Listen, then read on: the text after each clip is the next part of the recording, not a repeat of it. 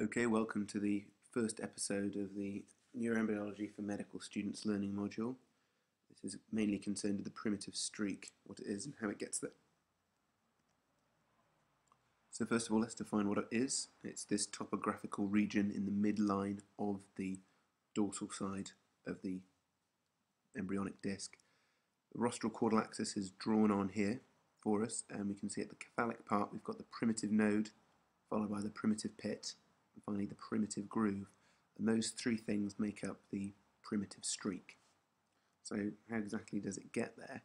Well, at the beginning of the third week, the bilaminar disc starts differentiating and changing into a trilaminar disc. The epiblast cells move towards the midline and then start diving down ventrally to form the mesoderm.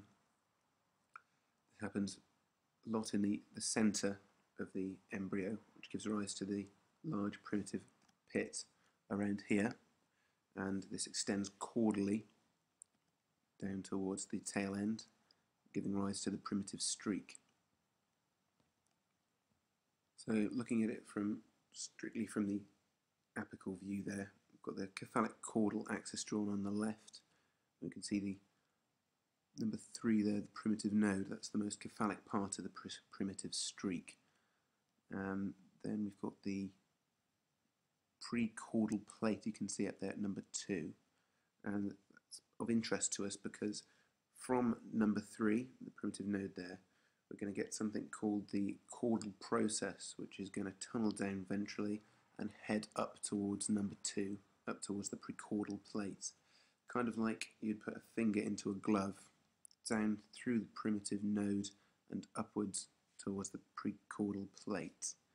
You can see a bit of differentiation there. Number 4 and number 6, the neural plate, this has been differentiated because the caudal process directly ventral to it, and the notochord is that caudal process as it's travelling upwards towards the precaudal plate. We've mentioned the notochord there.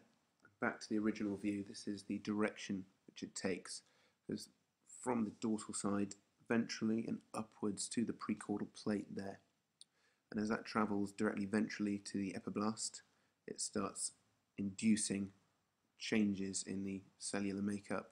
It starts differentiation. So if we look at the notochord from the transverse section here, we can see those 3 layers of derm, the ectoderm, the mesoderm and the endoderm, and sandwiched between the ectoderm and the endoderm, splitting the mesoderm part, is that notochord which runs from the primitive node all the way up to the cephalic end there.